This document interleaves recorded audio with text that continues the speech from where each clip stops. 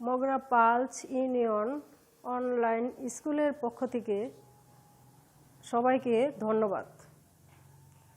আজকে আমি হাজির হয়েছি তোমাদের নবম দশম শ্রেণীর হিন্দু ধর্ম ও নৈতিক শিক্ষা চতুর্থ অধ্যায় হিন্দু ধর্মের সংস্কার। চতুর্থ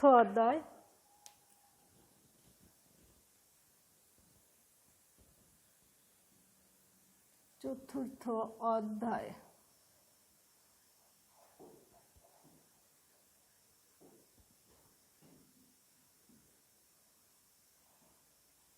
হিন্দু ধর্মের সংস্কার।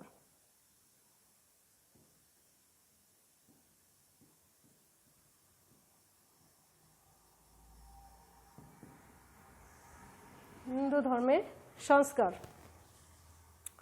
আমাদের এই পার্থিব জীবনকে সুন্দর ও কল্যাণময় করে গড়ে তোলার লক্ষ্যে প্রাচীন ঋষিরা ধর্মীয় আচার আচরণ মাঙ্গলিক কর্মের নির্দেশ দিয়েছেন।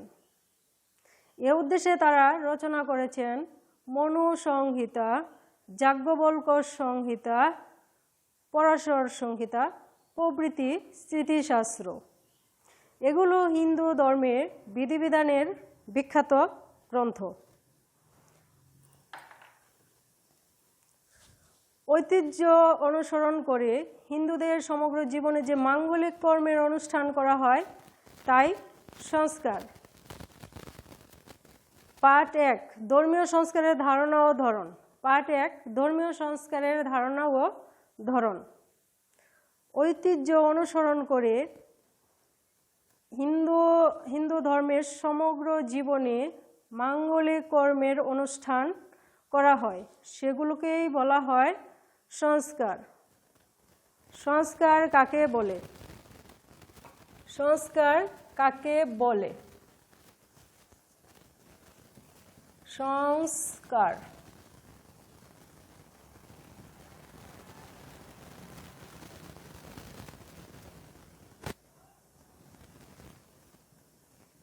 সংস্কার কাকে বলে? আবারও বলি, ঐতিহ্য অনুসরণ করে সমগ্র জীবনে যে মাঙ্গলিক কর্মের অনুষ্ঠান করা হয় সেগুলোকে সংস্কার বলে। স্মৃতিশাস্ত্রে দশবিধ সংস্কারের কথা বলা হয়েছে। স্মৃতিশাস্ত্রে দশবিধ সংস্কারের কথা বলা হয়েছে। সংস্কারগুলো হলো গর্ভাধান, পুংসবন, সীমন্তোন্নয়ন, জাতকর্ম, নামকরণ,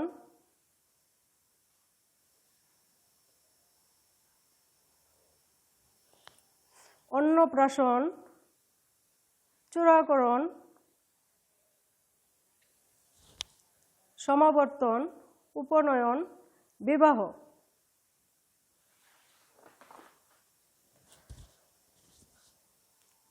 হিন্দু শাস্ত্রে আমরা কয়টি সংস্কারের কথা জেনেছি? হিন্দু শাস্ত্রে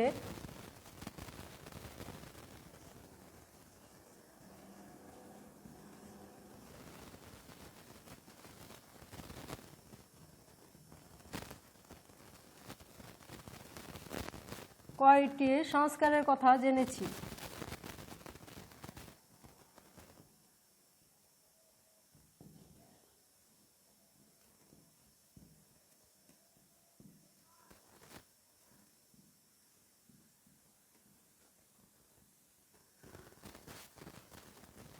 হিন্দু শাস্ত্রে আমরা 10টি সংস্কারের কথা জেনেছি। কি কি আবার বলি? গর্ভাধান, পুংসবন, সীমন্তোন্নয়ন, জাতকর্ম, নামকরণ, অন্নপ্রাশন, সমাবর্তন, চূড়াকরণ, উপনয়ন, বিবাহ।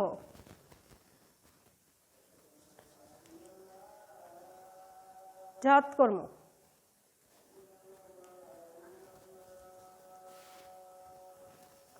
জন্মের পর পিতা ঘৃত মধু দ্বারা প্রথম মন্ত্রোচ্চারণের মাধ্যমে এই জাতকর্ম নামকরণ করা হয়। ঘৃত মধু খাওয়ার নিয়ম মানে সন্তান যাতে মধুর মধুর কথা বলে সেই জন্যে এই জাতকরণ অনুষ্ঠান পালন করা হয়।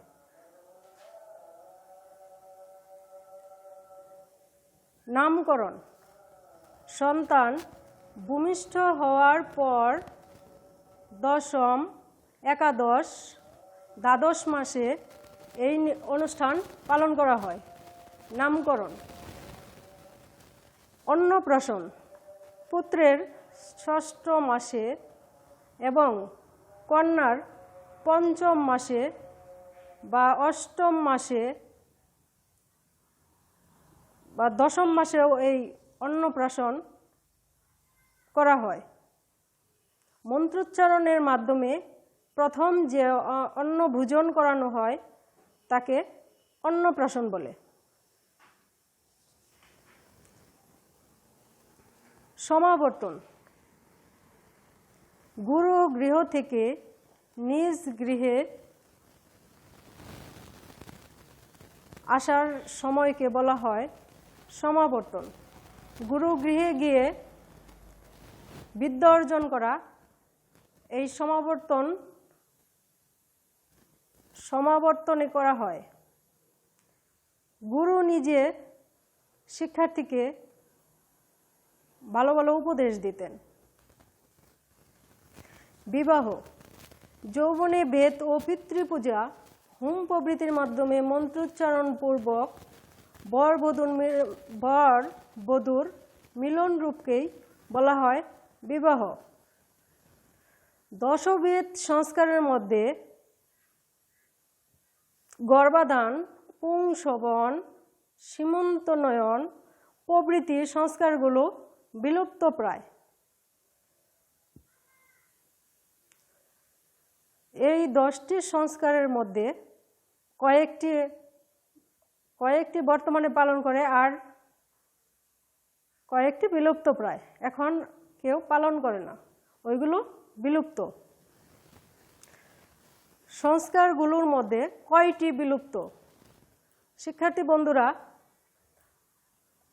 তোমরা ঘরে বসে খাতা কলম নিয়ে লিখে রাখবে যে কোন কোন সংস্কারগুলো বর্তমানে বিলুপ্ত, কোন কোন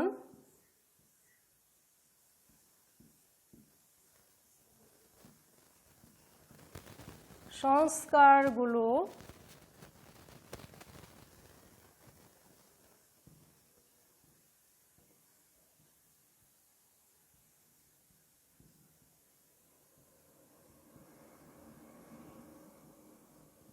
বিলুপ্ত।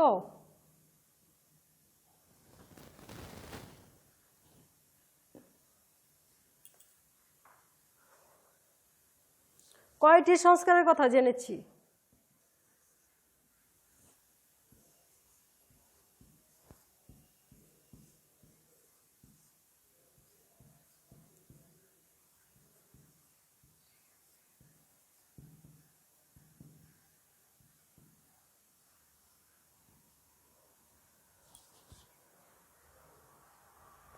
সংস্কার হলো 10টি।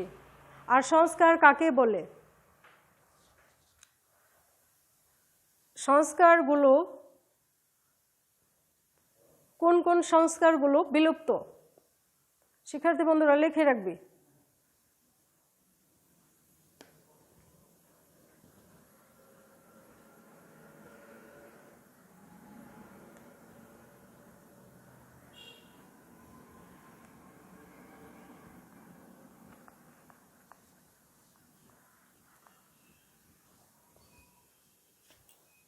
পার্ট 2, বিবাহ।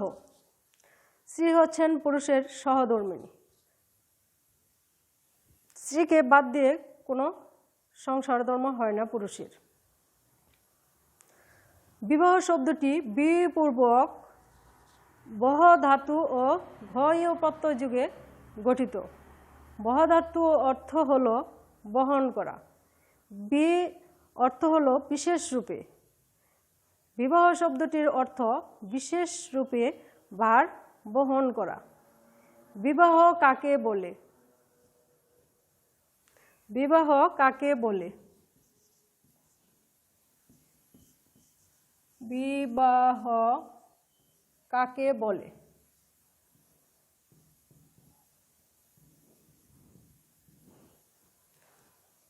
বিবাহ শব্দের অর্থ কি?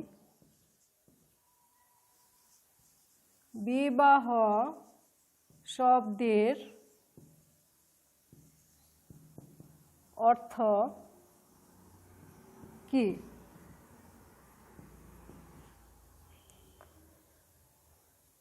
বিবাহ কাকে বলে? বিবাহ শব্দের অর্থ কি? লিখে রাখবে খাতায়।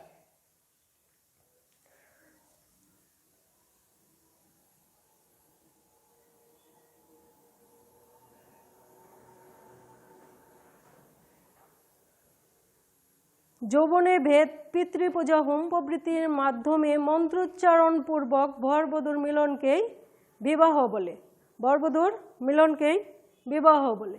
বিবাহ শব্দের অর্থ কি? বিবাহ শব্দের অর্থ বিশেষ রূপে ভার বহন করা। বিবাহের প্রকারভেদ।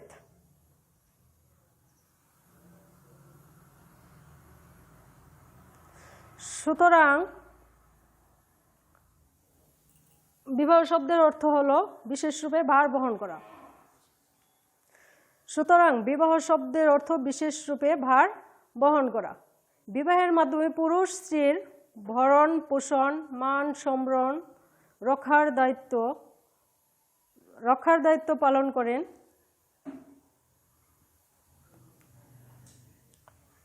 বিবাহের প্রকারভেদ। চিতিশাস্ত্রের বিখ্যাত গ্রন্থে মনুসংহিতায় 8 প্রকার বিবাহের কথা উল্লেখ করা হয়েছে।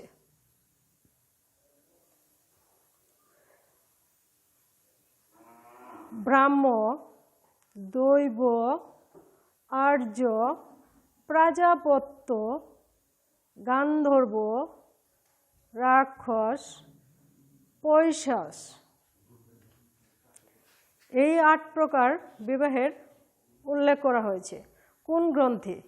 মনুসংহিতা গ্রন্থে।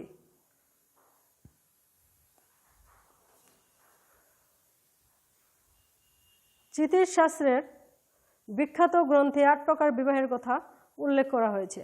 বিবাহ কত প্রকার? বিবাহ কত প্রকার?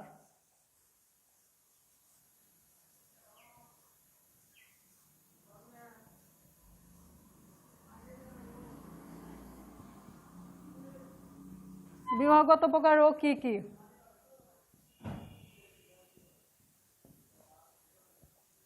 বিবাহ 8 প্রকার।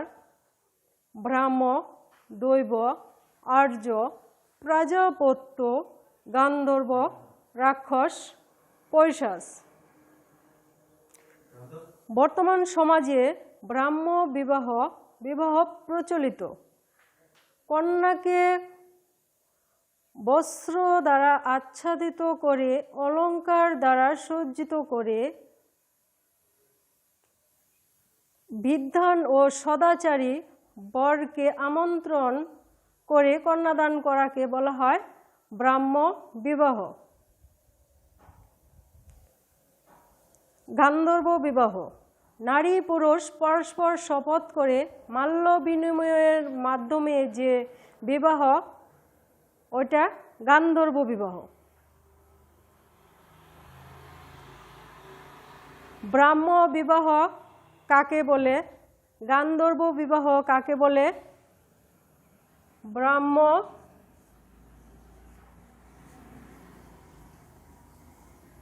বিবাহ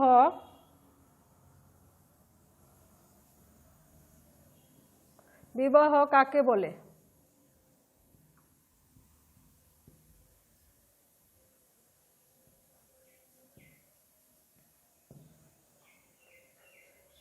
গান্ধর্ব বিবাহ কাকে বলে?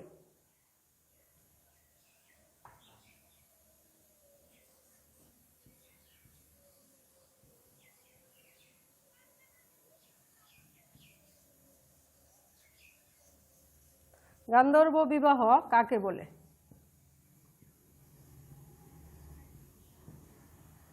ব্রাহ্ম বিবাহ কাকে বলে? গান্ধর্ব বিবাহ কাকে বলে? বিবাহের মন্ত্র যদে তৎ হৃদয়ং তব তদস্তু হৃদয়ং মম, যদিদং হৃদয়ং মম তদস্তু হৃদয়ং তব। আবার বলি, যদে তৎ হৃদয়ং তব তদস্তু হৃদয়ং মম, যদিদং হৃদয়ং মম তদস্তু হৃদয়ং তব। অর্থাৎ তোমার এই হৃদয় আমার হোক, আমার এই হৃদয় তোমার হোক। এই মন্ত্রোচ্চারণের মাধ্যমে যে নারী পুরুষ একাত্মতা গ্রহণ করে তাকে বুঝিয়েছেন। এবং স্বামী স্ত্রী আজীবন পর্যন্ত একসাথে বসবাস করেন। বিবাহের গুরুত্ব, হিন্দু শাস্ত্রে যে 10টি সংস্কারের কথা উল্লেখ আছে তার মধ্যে বিবাহ উল্লেখযোগ্য। বিবাহের মাধ্যমে পুরুষ সন্তানের জনক হয়ে পিতৃত্ব গ্রহণ করেন, আর মাতা মাতৃরূপে গ্রহণ করেন মাতৃত্ব। পিতা মাতা পুত্র কন্যা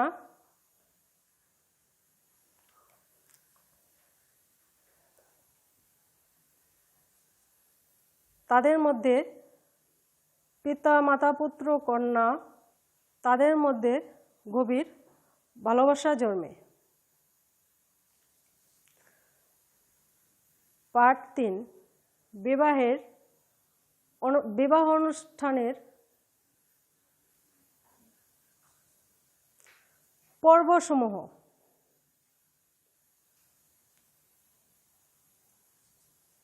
আশীর্বাদ, বিধি শ্রাদ্ধ, গায়ে হলুদ, বরবরণ, শুভ দৃষ্টি, মালা বদল, এই যজ্ঞানুষ্ঠান, 7 পাকে বাঁধা, সিঁথিতে বিবাহ চিহ্ন ইত্যাদি বিবাহ অনুষ্ঠানের এই পর্বগুলো। শিক্ষার্থী বন্ধুরা, বিবাহ অনুষ্ঠানের এই পর্বগুলো আমরা পরবর্তী ক্লাসে আলোচনা করব। আজকে কি পড়বে, বাড়িতে ঘরে বসে কি পড়বে আমি প্রশ্ন দিয়ে দিয়েছি, এগুলো ঘরে বসে সুন্দর করে পড়বে। শিক্ষার্থী বন্ধুরা, তোমরা সবাই ভালো থেকো। ধন্যবাদ।